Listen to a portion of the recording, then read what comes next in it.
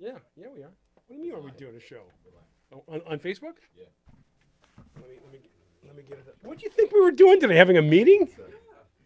No, we're doing a show. We're doing our regular show and then a podcast. Oh my gosh, I'm not prepared.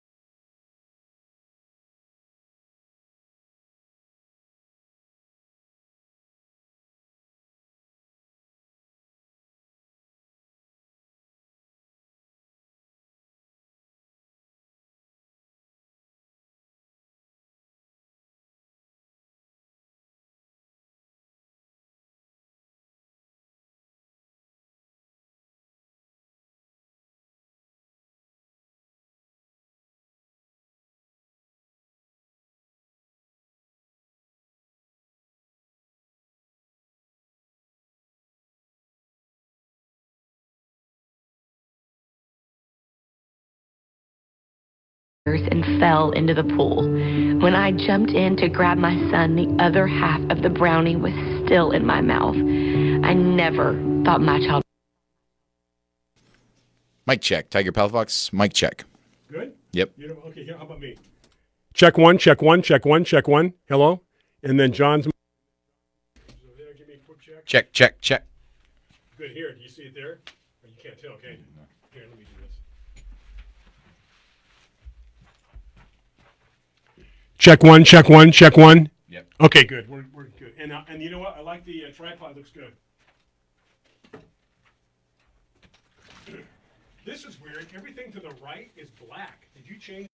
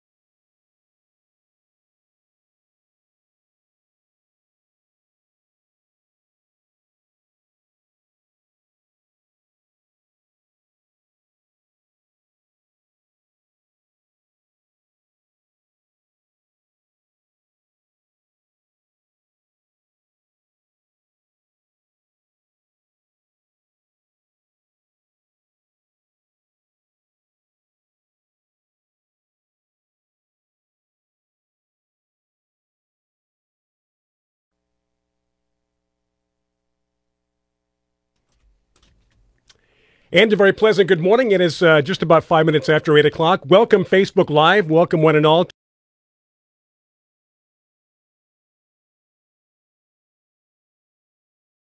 You're going to be able to enjoy a nice long 3-day Labor Day weekend. We're here for the next couple of hours or so, but most of us spending time with family and friends. We should start off by saying that if you go to Biz Talk Radio for their streaming, you're going to get last week's show. Changes at the network, so for the next couple of weeks or so, you'll be hearing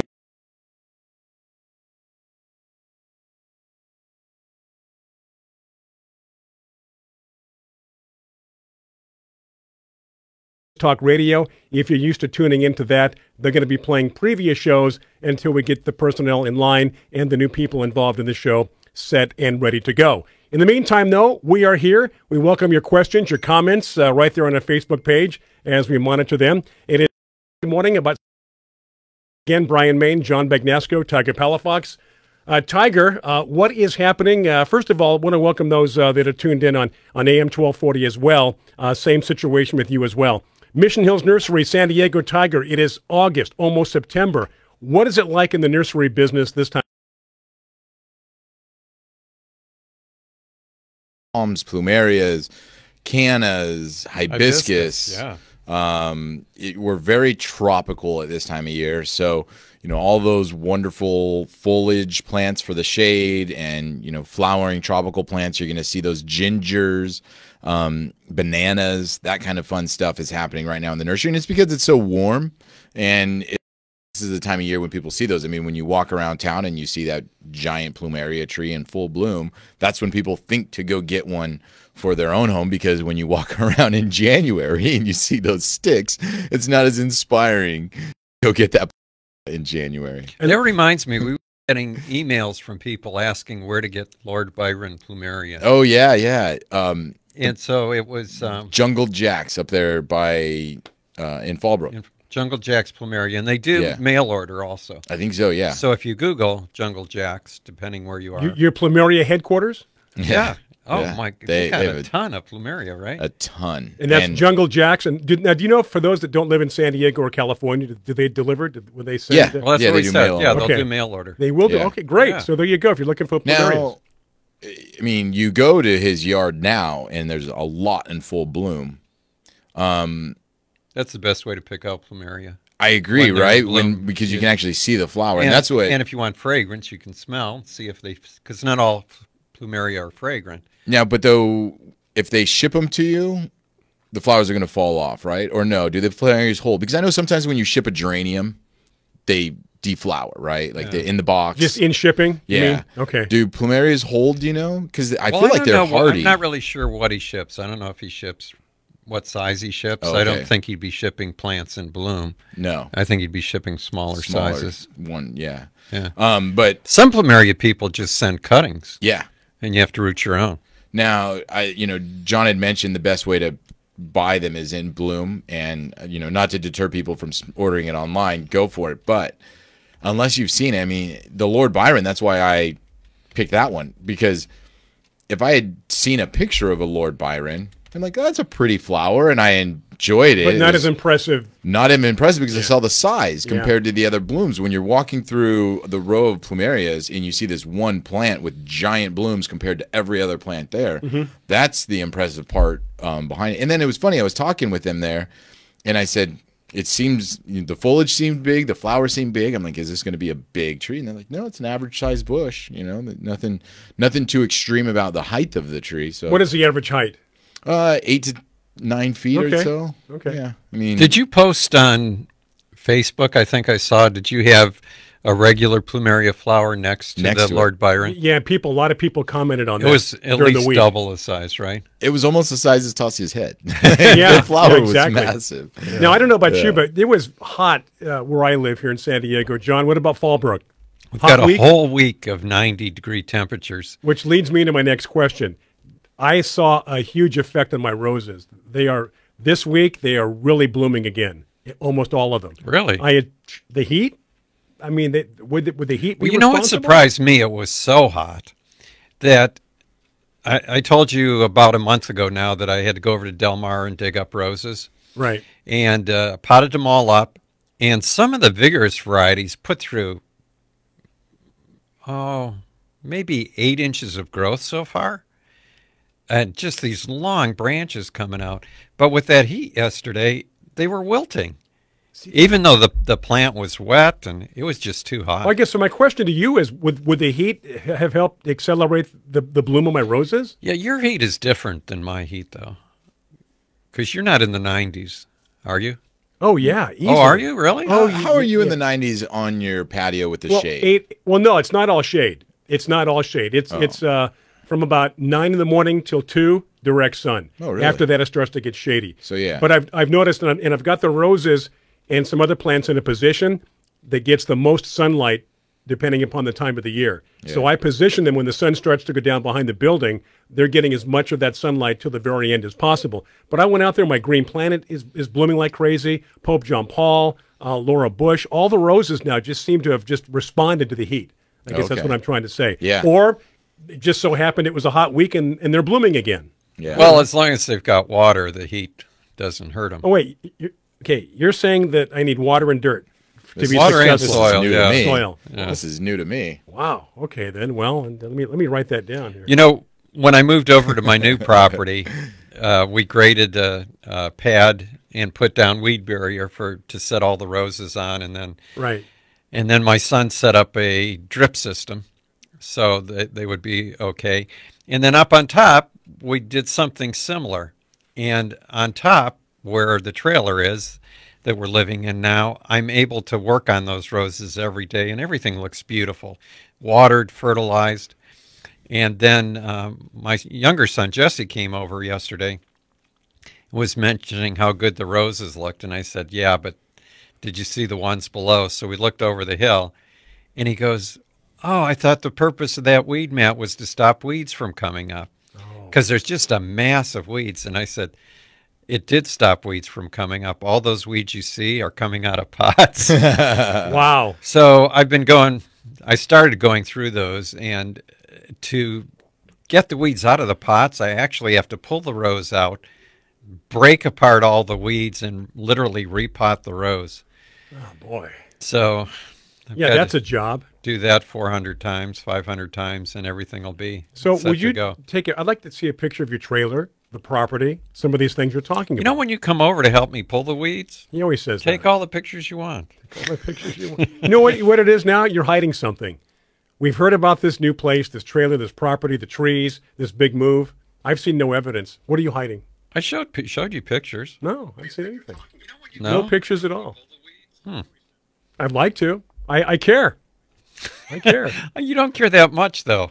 I don't think you do. I don't know if you can measure where the caring starts and the caring stops. I'm not too sure about that. Hey, John, we obviously this is commercial-free hour, by the way, for those watching on Facebook Live. No commercials, no breaks. You got to put up with us for at least an hour. Well, that would mean if you were on Facebook Live, you could probably ask us any question you wanted to, and we would go ahead and answer it. So encourage your friends, your family, yourself. Ask us questions, post comments. We'll respond to them right away. John has the quote of the week.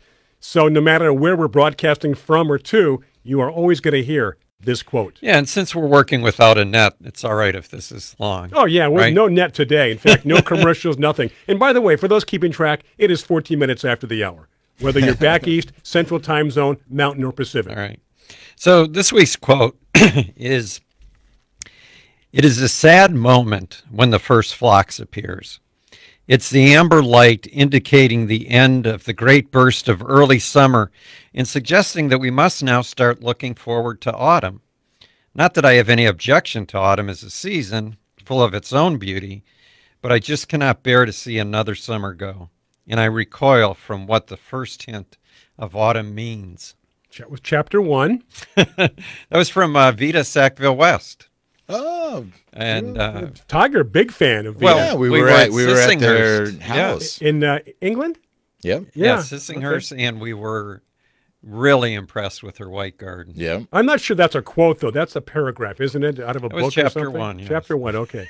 Well, that's good. Hey, questions, comments, Facebook Live, we appreciate it. Again, if you've come to us from listening to Biz Talk Radio for the next couple of weeks, Biz Talk Radio streaming are going to be playing previous shows while we get the new personnel in place. In the meantime, it is a Facebook Live, so questions, comments, whatever's on your mind. Yeah, say hi to Kathy, Rochelle, You know, Carolyn, Liz, Carolyn. Carolyn mentioned online that some of our followers would like to See your new property. see my new property. Thank So, you. That's exactly what I'm thinking referring what to. Carolyn is saying, let's have a weed pulling day. Instead of doing the show some Saturday, maybe we do it live from the property. Everybody comes up there, pulls Tiger weeds. and I know that we can take this show on the road with his phone and laptop. Yeah, We did it yeah. for Mission Hills Nursery. I think that's the thing to do. Okay, then you know what? I'll be the moderator, and I'll be coming up with a microphone asking how it's going, how you doing, how are the weeds. Did John show you his special technique for pulling weeds? I think we want to see your property, John. I got a ahead. question for people then, since we're out and about in the garden. Because do you have shoes that you wear in your garden? Like, I feel every gardener Yeah, I'm wearing has right now. has like an outfit. Is that like the that they- shoes that I saw you on Facebook? Was that Well, you? those I wear to work. Okay. Those Cujo yardwear Yeah. I shoes. saw I those wear on our those to Facebook work, page. and they are good. But I have another pair at my house that I wear when I'm working in the yard there. And I have an old pair of shorts. Shirt changes up. But I feel like every gardener has an outfit that they wear when they're going to go work outside. I have And for shoes. you, working with roses, I'm Well, I sure used it's to have- always long I used sleeve. to have slip-on shoes, Yeah. and I probably wore those in the garden for 10 years till my daughter threw them away. And she said, "Here, I bought these at Payless for $15. Where are these? It's all right if you wreck them." I've got a pair of slip-ons right outside my patio. I put them on every Put 'em time and go out there. The pants, the shirt, that's interchangeable. But Yeah. the same shoes, they're slip-ons. At one time, they were nice, like deck shoes, slip-ons. Now they're dirty. I don't care. But every time I go out there, I put them on. I can't wear long sleeves in the summer. It's just way too hot. Yeah. Oh, so you wear short 92. sleeves out there with working with the roses? Actually, Yeah. I'd take my shirt off during the middle of the day if I'm out there. I still get bit by some of the thorns when I make my way through that small little area, and it'll grab me and pull me back. I have a bigger problem with no-see-ums than with thorns. with what? No-see-ums. Little bugs. Yeah, do you really? Yeah, oh yeah, they just bite the heck out of you. I've never been bit by one of those, I don't think. Well, I don't have 1,000 roses either, so. Makes Well, a I don't think it difference. has anything to do with the roses. I'm wondering if it has to do with the lake, The I wonder- mosquitoes. if they come from the lake. You're close to a lake? Yeah. The street I live on is Vista del Lago.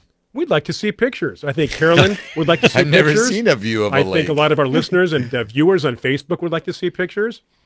Now, I mentioned to people beforehand, too, at least this morning on Facebook, that if you're used to listening to Biz Talk Radio, go to Facebook Live. You don't have to sit in front of your screen. You can just turn the volume up and go about your morning and still have us on. We provide, obviously, audio and video. Who are you telling this to? And To our people that are watching us on Facebook now, because not everybody's going to sit in front of a screen for 2 hours or an Right. hour. They can just turn the volume up and continue their morning. Or you can go back anytime you want, right? Absolutely.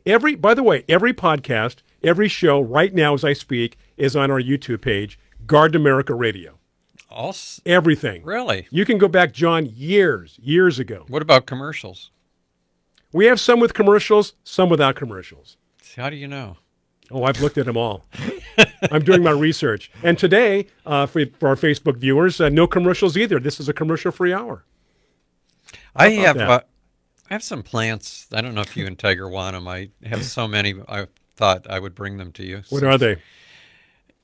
I'm not really sure what they do. Tiger might be more familiar with them. They're some type of senecio okay. with white, grayish white foliage, kind of fuzzy. Fuzzy Senecio. Yeah, it's a proven winner's item. Oh, so it's a new introduction? I don't know. Oh.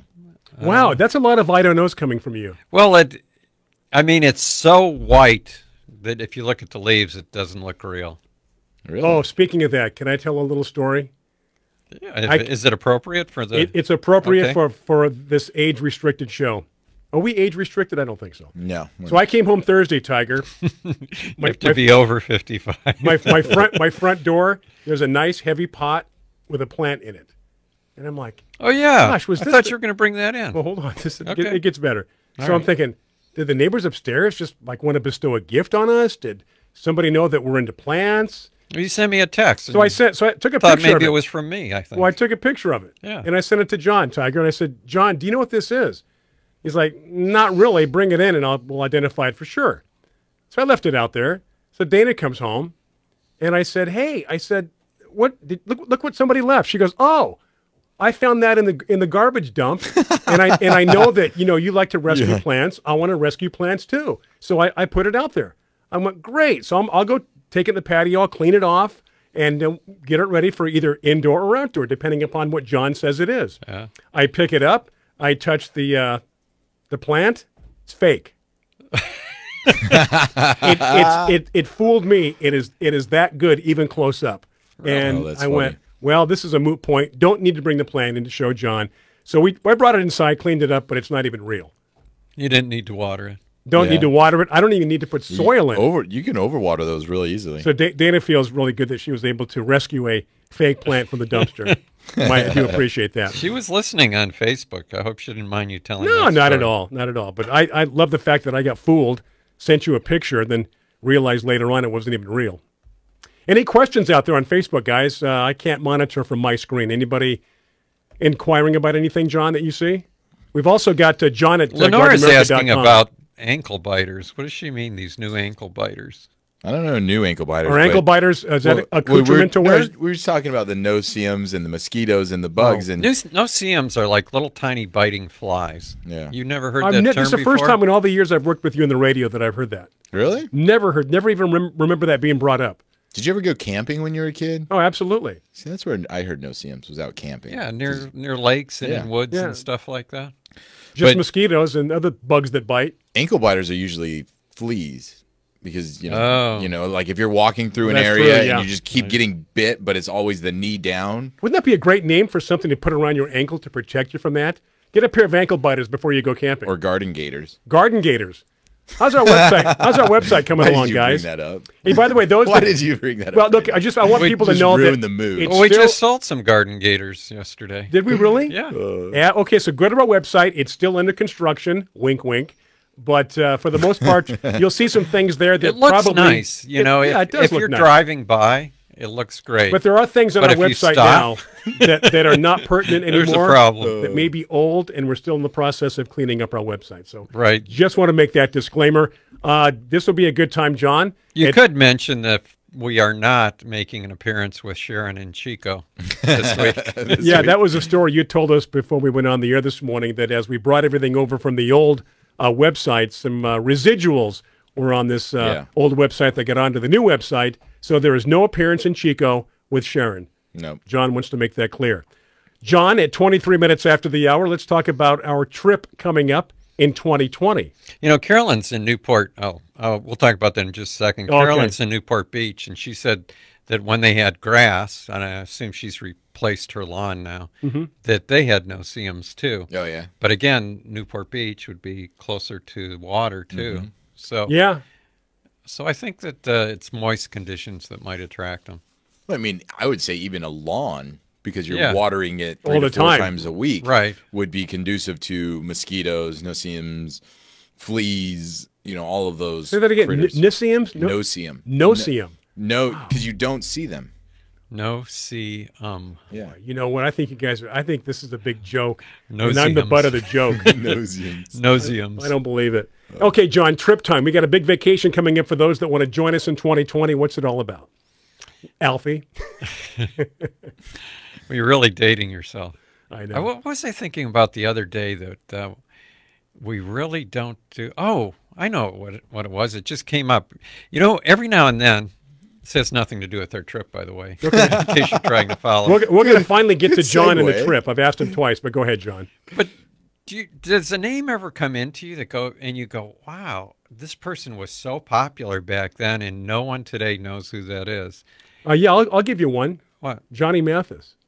Oh, people know Johnny Mathis. Do you know Johnny Mathis? See? What? There you go, right there. And Tiger, it's going to, about 5 years, it's going to start where something that's so ingrained in your mind, all your life? You're going to talk to somebody and they're going to go, who? What? Oh, well, I mean, Is it starting now? Even life events. I mean, back when you guys were children, the JFK assassination was a moment in time that stopped. I was at lunch in school. Now, that's exactly part of what I was thinking about. For my generation, it was the World Trade Center. Okay, 9/11 attack. Well, the children that have been born now, they'll know neither of those. Well, they'll read about it in school. But even then, they won't know of it. It won't be the impact. And so you're talking about people. So, you said John, Johnny getting Mathis, back to your point. You know when the realization comes that you're getting older?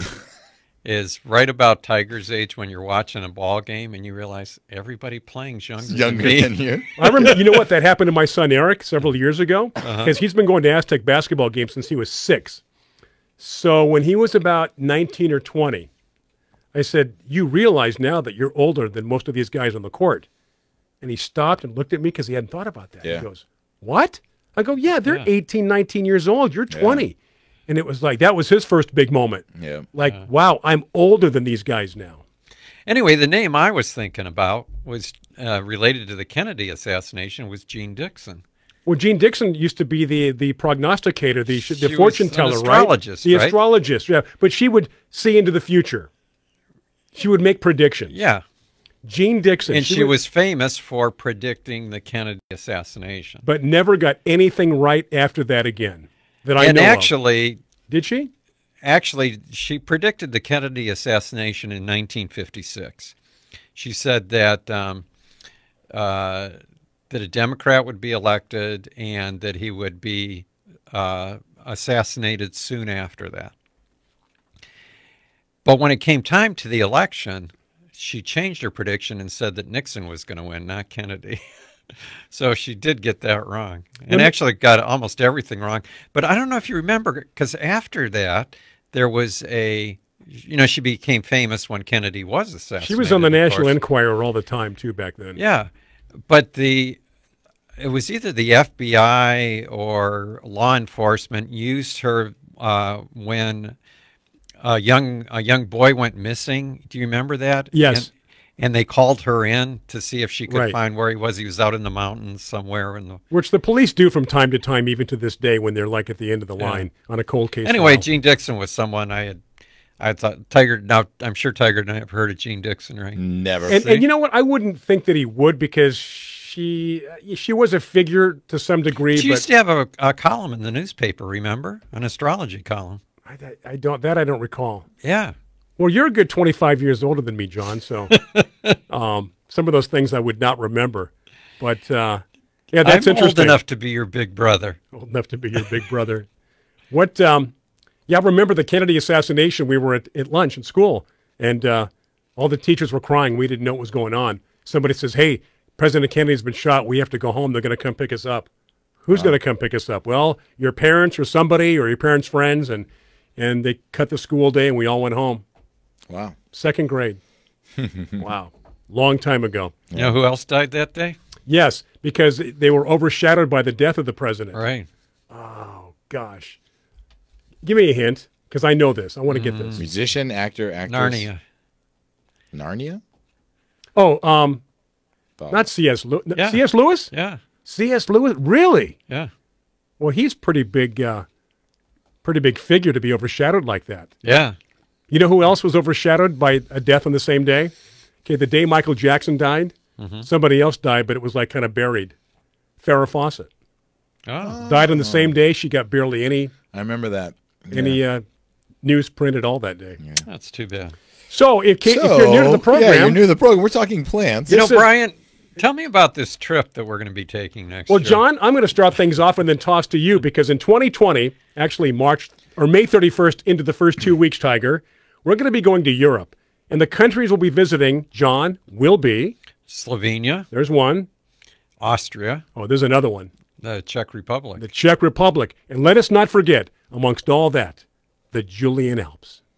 Well, Julian Alps are in Slovenia. Right. In Lake Bled, we're going to attend the International Wildflower Festival. And I have to tell you, because everybody knows the movie The Sound of Music. Absolutely. And you know how it starts with Julie Andrews. The hills are alive. That's what this is. So picture the Sound of Music when she's spinning around, dancing and singing. Yeah. And that's that where type we're going of scenery. To be. It's just unbelievable. And we'll be, of course, it's a garden tour, so we'll be seeing gardens throughout all those 3 countries. But because we're going to places like Vienna, there'll be music involved, so a little bit of Mozart. How about the Vienna Boys Choir? Are we going to see them? I don't know. Never thought about that, did you? No, I didn't. Anyway, so continue. We're going to be seeing, or we'll be having beer and wine tastings. We've had wine tastings on previous tours, but never beer tastings. Well, mine was a limoncello tasting at the same time you were tasting wine. Never forget that day. That's true. That was and then the beginning. And then in the Czech Republic, we'll be in Prague, which I've always wanted to see. So it's going to be so much fun. So if somebody we've now piqued their interest. If you're interested, what do they do to go on this trip? Well, go to earthboundexpeditions.com, earthboundexpeditions.com. And they have their tours broken out. You might find a different tour that you like. Mm-hmm. Maybe take 2 tours next year. Sure. But they're broken out by regions of the world, so just click on Europe and you'll see the one for Garden America. Now, Earthbound Expeditions does such a fantastic job. In the past, we've had people who don't even listen to our show that came on our tour with Matthew from Earthbound Expeditions before. They went on various vacations. They happened to see our itinerary. This was back 2015. And they said, no, we just like Matthew. We like Earthbound Expeditions. We thought we would join you guys. I think the fact that they didn't listen to our show was a bonus for them. The guys I'm thinking about were from Seattle, I believe. And they said, well, we'll start listening. So hopefully you're out there. Yeah, I've had that a lot. It's people who were not listeners to our show became listeners after that. So it's going to be a lot of fun. Yeah. The lots of fun stuff, and we talk about this often, but good food. The idea of being able to enjoy the vacation and take all the hassle of the planning and the organizing and all of that kind of stuff out of it is a really good way. I mean, the local tour guides are always amazing too. Finding out the small details about where you're at and all of that. Now, for the most part, it's inclusive, John. Tips included, meals included. There may be a few things that you can do outside of that. Not all the meals, but the majority of the meals are included. And you can have free time too. Just because we have an itinerary, if you want to stay in your hotel or go off on your own, it's up to you. Yeah, we usually say every time that if you have a spouse who you would want to travel with you, but they're not interested in gardening, there'll be plenty for them to do that they'll still have a great time. Mm-hmm. Maybe you want to play golf. Go play golf someplace. Yeah. Lots of fun places to go and take a look at. So that is happening, I think, officially May 31st through the first 2 weeks of June. Right. About 10 days. People have asked how much it costs just to register. When you register and fill everything out, they ask for $500 down. Okay. Just so that you have good an faith. idea. It's a good faith But the deposit. cost of the tour and everything is up there. Okay, so there you go, earthboundexpeditions.com. And again, if you do go to gardenamerica.com, we are still in the process of improving our website, under construction, as they say. Some of the things on there are relevant, some aren't. Hang in there with us, just like the shows for the next couple of weeks on Biz Talk Radio will be previous shows. It's just like the shows. It's some called of growth. What we say is relevant, some of it's not. It's called growth, and we are definitely growing in that aspect. Okay, 33 minutes after the hour, commercial free today. John at gardenamerica.com, questions, comments, or on Facebook can't Live. Believe you did hey, I have some news for our listeners out there, and it's kind of big news in our industry, not big news for maybe some people, but I'm sure our listeners have heard us talk about a product called Serenade before. It's a fungicide. It comes in a pink bottle. Very common fungicide that we tell people to get whenever they have rust or mildew problems. Sooty. It's a bacillus, right? Yeah, correct. It's a bacillus. It's not Bacillus thuringiensis, though, is it? No. No longer available. The manufacturer Wait, Serenade is no longer available. Yeah, Serenade is no longer available. The manufacturer has discontinued the product, and you will not be able to find Serenade after what's on the shelves is gone. Was he forced, or was the company forced to yank it off the shelves? I don't know the details of. I think it was just a company that is going to no longer be around. Now, do you guys sell it? We do. Yeah. How did it move well? Did you sell the? Oh yeah, it was a great fungicide. I mean, It replaced copper, which is what the most common fungicide So if you use before. Serenade, you can see the swan song over at Mission Hills Nursery. Exactly. So you know what happens is smaller companies that produce chemicals like that or products like that, and that may not be the case here, but the cost of registration for the EPA in California is so prohibitive that they can't afford to pay those costs. Right. So it's better for them not to sell the product in California. I don't know if Serenade's discontinued. It may still be sold in other parts of the country. So this came from the distributor. So the state of California, it might be just California. Yeah. I don't know. They're shooting themselves in the foot then by having that be cost prohibitive, because if the cost was cheaper, then you could sell the product, and now you're getting not only that, collecting taxes now, which being they're not. An organic product, you would think that the EPA would try to promote. Well, that's what I mean. Make the price to register feasible. Yeah. Yeah, we don't always do the smartest thing. No, I mean, because it costs a lot of money, and what you said was they can't afford then to continue to sell it if they made the cost cheaper, because now the state's losing out on taxes that they otherwise would have collected by selling the product, right? Yeah. Now they're getting nothing because they're pulling it off the shelves. Right. Yeah. They don't care. Yeah. But yeah, so any other good news to share with us, Tiger? Well, I just wanted to make sure people were aware of that for sure. So no more Serenade. So if you live in San Diego, go to Mission Hills Nursery and buy them out. And I just saw that we have somebody tuning in from Brazil. So if shout out to Brazil. If you have Serenade in Brazil, let us know. We can come over and get some. Well, welcome. I like that. I like that product. Yeah, that's our first. I think that's our first Brazilian viewer. I think that is. We've had Australia. We've had Israel, New Zealand. We've had Israel, Australia. Different parts of Europe. But so welcome to Garden America. Any questions? Post them right there on our Facebook page, or John at gardenamerica.com, and we will address your question, your comments in a very timely manner. I was talking at the beginning of the show that, right now is the time of year for most places to discuss tropicals. Now, one of the things, though, that's a problem. Brazil's a good place for tropicals. It is an excellent place for tropicals. How about that rainforest? But is bugs. Now, why do correct me if I'm wrong, but I feel tropicals get attacked by bugs more than some of the other plants. Now, because when you look at a hibiscus, obviously you get aphids and whitefly. Very common. They're known for that.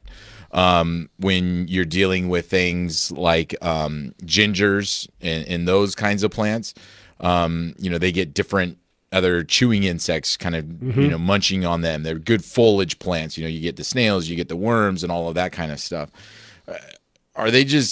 Is it because they're not do they get plagued by this in their natural environment too, or do they not have those bugs in their natural environment? Are you saying that tropicals are more susceptible to bug problems? I feel they are. I feel they are. I don't know if they are, but when you see tropicals, that's usually what we use as houseplants, right? Philodendrons and things like that. Obviously, there's no bugs on them. Right. But that's because we've got them indoors and we take care of them. But if you go into a rainforest, I'm sure you've been to one. Yeah. Do you ever see a leaf that hasn't been chewed? That's true, I guess. There's holes everywhere. But they're giant leaves, so you kind of get lost. But I think the reason is that the rainforest environment is so conducive to insect growth that there's bugs everywhere. And the soils in the rainforest are really bad. So the plant growth is dependent on leaves falling and being decomposed and chewed up and providing nutrients to that particular plant by decomposing in the soil. That's silly ecosystem. Go ahead. Yeah, so I think that the whole ecosystem is set up so that the leaves are going to quickly turn into fertilizer. So maybe they are more susceptible to insect attack. I don't know. You say something. Did I say something? Were you not listening? Well, you're saying you think that the jungle forest floor is bad, like the soil is bad, and what makes it good is, I know, like for instance, the soils are really poor. Really, they're the worst soils in the world for nutrients. Now, really? why Which is that? Why, speaking of Brazil, where the fires are in the rainforest now are because they're clearing land for farming, right? Right. once they've done that and they farm for a few years, they have to move on because those soils aren't It's any so good. poor Yeah. soil. So they're going to have to add a lot of nutrients to that soil to farm then, because it's. Well, usually they just burn another patch and move and on. then move on. Oh man, what's the end? Well, I know what the end result is. Do you know what makes it bad? Because our soil is sandy loam, some clay. So you can amend it to make it work good, and it's actually not that bad here. For the most part. You plant something in our we soil, can make things work. It works, right? Well, like our desert soils, our desert soils are pretty fertile. Yeah. And can you picture why they would be fertile? No. The reason is that we don't have any rain. So the little bit, even though we don't get as much organic material as they do in the tropics, the nutrients don't leach through the soil. So in other words, the rain doesn't But wash. in the rainforest, it's raining all the time. So it's constantly leaching. Yeah. And that does make sense. So with no rain, nothing's being leached out or washed away. Yeah. Right. Yeah. So for the most part, desert soils are more fertile than tropical soils.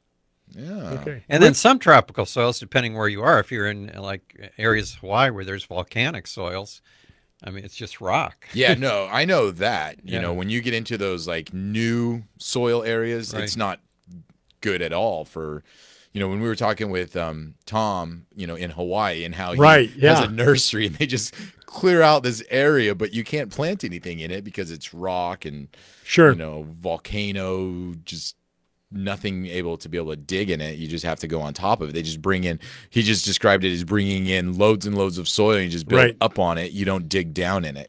You just add to it. Yeah. You just dump it. That's Any amazing. questions, John, on your email? No. And Tiger, what about Facebook? Because I did see something. Sorry, I did see that's something. Okay. I've got a problem with again. monitoring the comments this morning. Yeah. For some reason, my Facebook page is black. So we'd like to address your questions in a timely manner. We might need a trip to. Hey, good morning, Rick. Good morning, Rick. We missed you last week, by the way. I wonder if Rick has moved yet. Rick is moving to Idaho. Right. I don't know if he's moved yet. I'm sure he'll let us Rick, know. let us know on Facebook the status of your move. And I'm sure you'll have questions about moving from, is it to Oregon, John, to Idaho? Right. He's in Grants Pass. In terms of moving from one state to the other, maybe a different way to take care of some of your plant material? I don't know if you... Oh, go ahead. I was just going to say, I don't know if you read the article, the Did You Know in the newsletter about the difference between summer squash and winter squash. Well, the time of the season. What do you mean the time of the season? Well, that's the difference. Well, the reason I wanted to bring it up is because a lot of squash is ripening this time of year and beginning to ripen. And winter squash is beginning to ripen too, but sometimes people get confused and think, well, winter squash means I plant it now for the winter. No, way before now. Yeah, and winter squash is just squash that has a hard shell, so will hold over the winter. So if you harvest it in the fall, you can take it through the winter. And summer squash has to be eaten, within a week or so after you pick it. Yeah. So that's the main difference. Winter squash is more like pumpkins. But it's amazing. If you leave that intact, they'll last for so long, like those pumpkins or winter squashes. I mean, you can, a month later, it's still perfectly fine. It's amazing. Well, the one from Australia, the treeamble squash, will last 2 years after you've picked it. Wow. As long as you don't break that skin, it will preserve itself. Now, did you say treeamble? Treeamble. Treeamble. 2 years. Yeah. Sometimes 3. If you're lucky. So, I got all discombobulated with the show format, but I do, since I see the newsletter popped up, I did want to remind people. So Sue Cross, who was supposed to be on the show today, we're going to reschedule her. We were going to talk native plants. They have a wonderful native plant nursery here in Fallbrook, I believe is the area. Boy, everything happens in John's neck of the woods. Everything's Fallbrook. There's a ton of nurseries and farms and everything I thought up they there. were alpine. No. Moosa Creek's not an alpine. No, it's not. I don't know why. Because we used to have a nursery in Alpine named Moose Creek. I remember. I remember that was yours. That was ours. You know what was it? I lived in Alpine. So it was right next to Janet's Cafe. I lived in Alpine in 1996, 7, 8. Yeah. Was it active back then? Was at your house in Alpine. You're putting me on the spot. What's that? I was at your house in Alpine. Were you? Yeah. When did you come up there? We're digressing. Bedroom, as a matter of fact. Okay, hold on now. This is a family show. You were living with Mike, right? No, that's Santee. Oh, that was Santee. You came to Santee. Okay. No, big difference. Santee. You Alpine. went to Alpine after Santee, right? No, I was in Alpine before Santee. Okay. I came from Alpine to Santee. But when you were in Alpine, you had a Ficus benjamina. What are we, Abbott and Costello here? What are we doing? What's going on? Did you not have a Ficus benjamina? I did, but I brought it from Alpine to Santee and to my current house now. Okay. I was never at your house. Bruce was always amazed the fact that I didn't kill this thing because they're so temperamental. Right. And I had it in moving trucks outside, being blown, moved it from one place to the other, potted it, repotted it, never had a problem. But I was lucky because I know that's not always the case.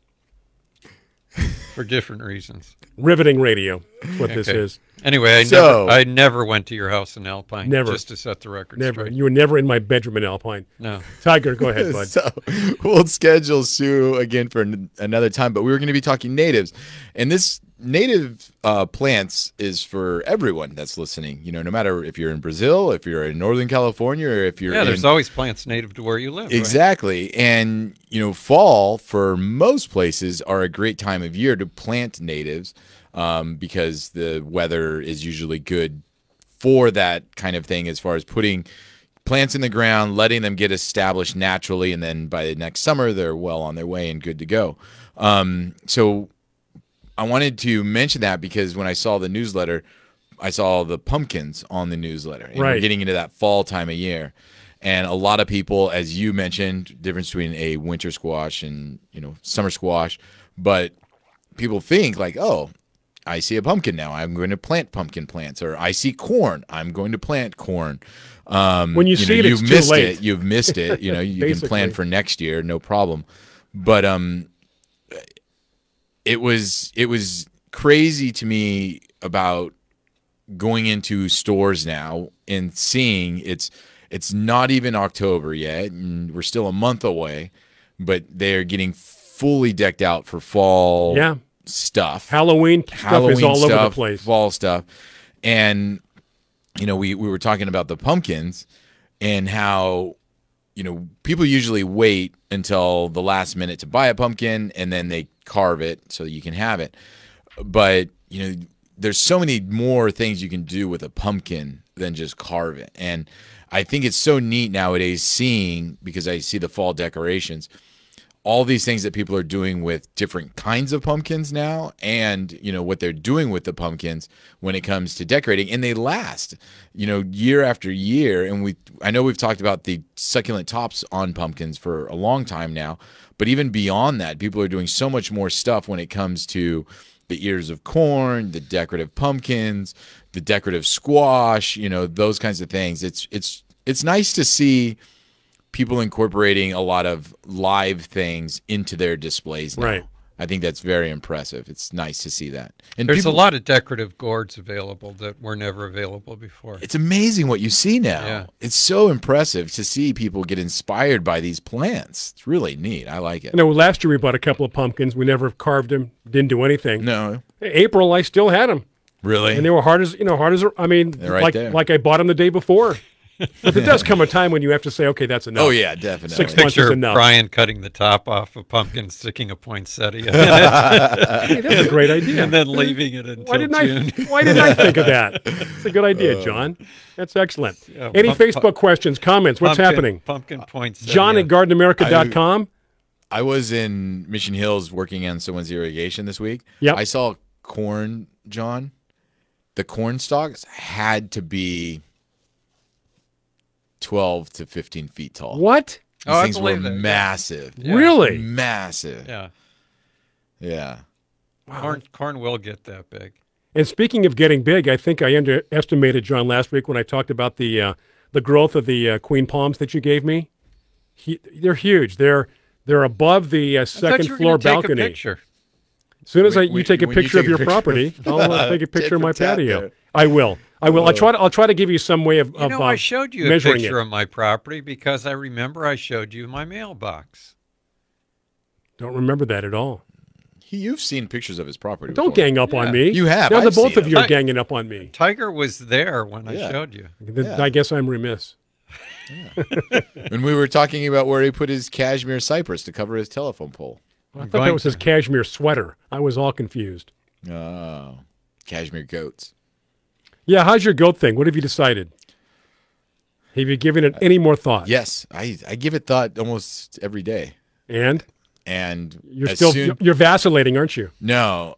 So we're getting a dog this winter. Well, this is new. A dog? Yeah, we're getting a dog this winter. What kind of dog? Puppy? Something that chases rabbits. Oh, you know what? What? It might be too big for your house, though. No dog is too big for my house. Okay, good. What about a borzoi?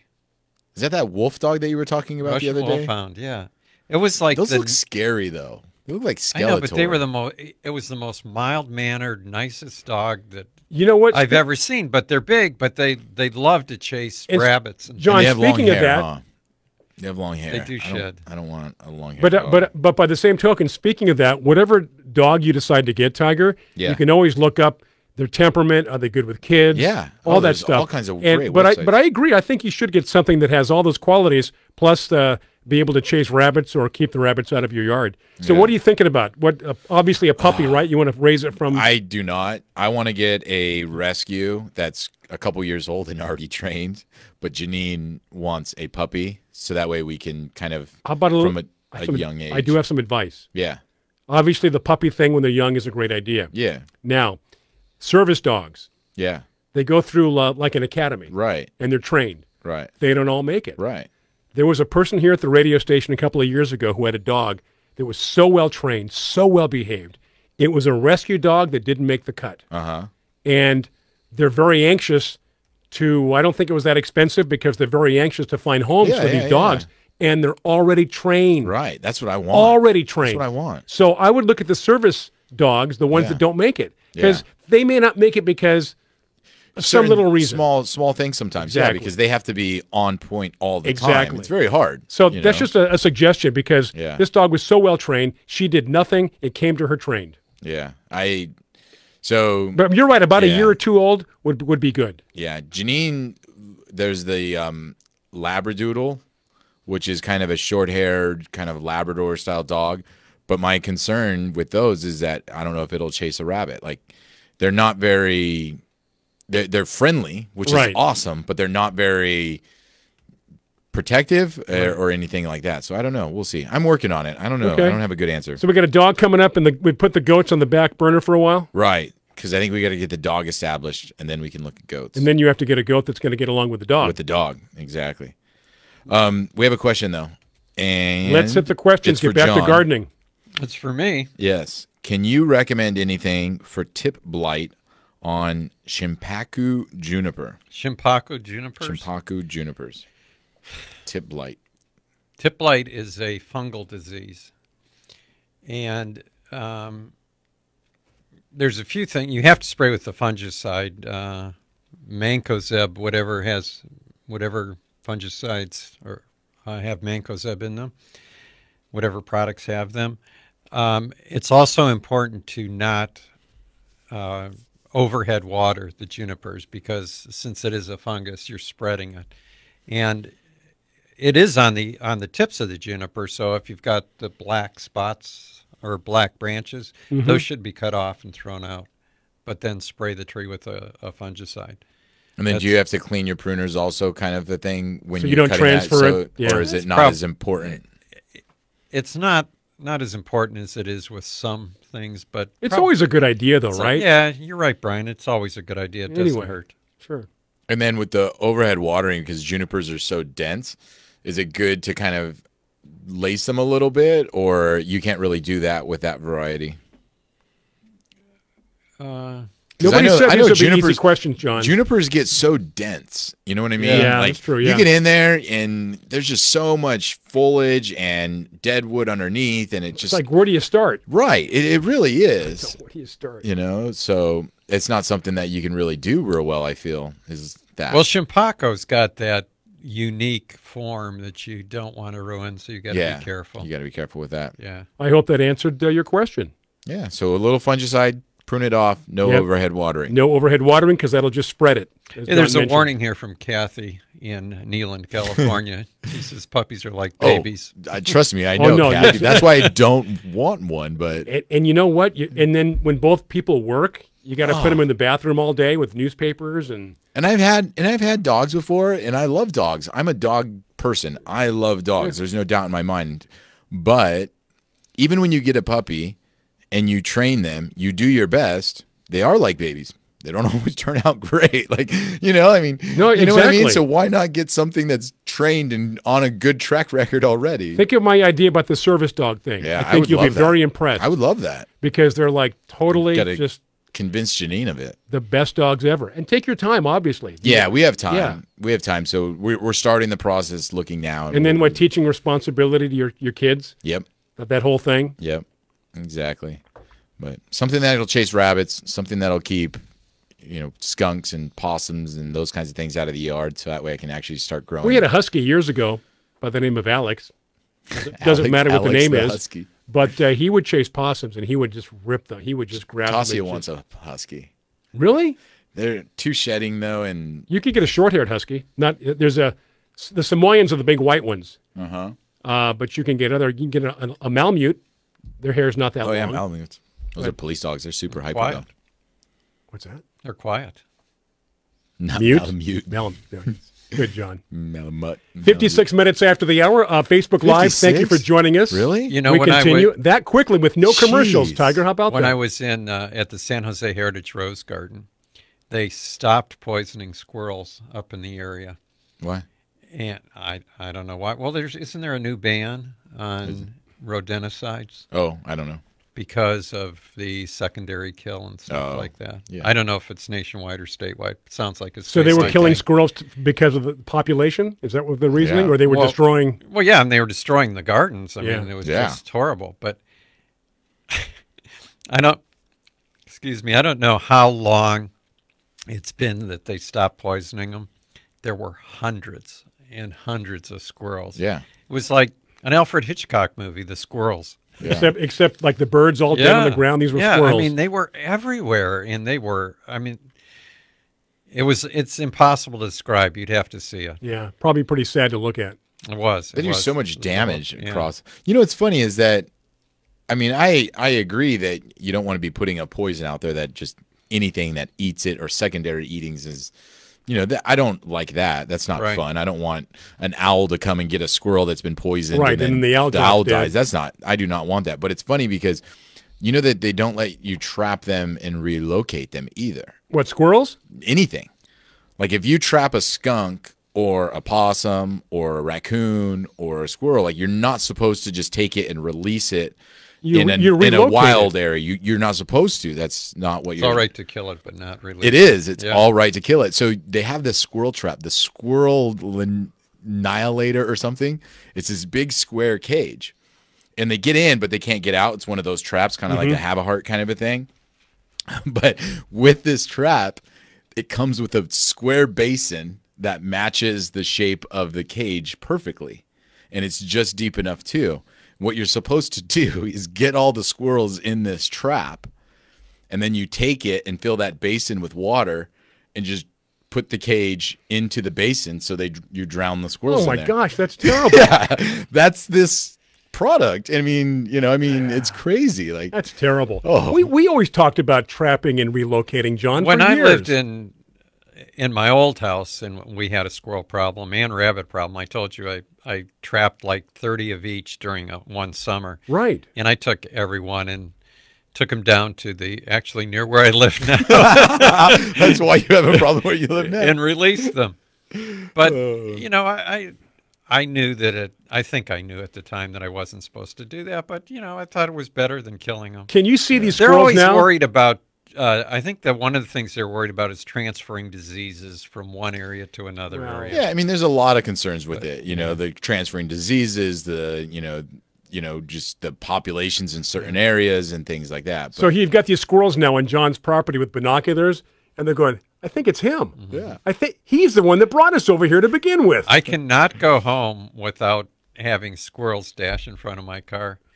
It's like a little game they play. Oh, yeah. Here comes a car. Let's see who can make it across. Yeah.